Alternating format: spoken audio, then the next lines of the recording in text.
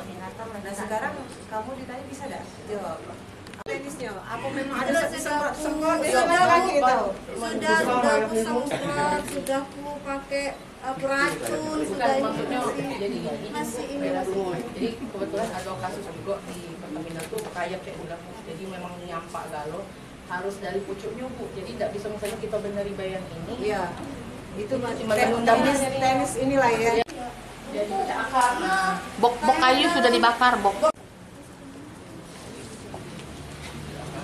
Jadi memang berdasarkan informasi laporan yang masuk kepada kami bahwa puskesmas ini kondisinya memang cukup memprihatinkan. Kita sudah cek tadi ke dalam, memang kondisinya harus segera mendapatkan perbaikan. Dan kita tanya tadi, alhamdulillah sudah masuk musrembang.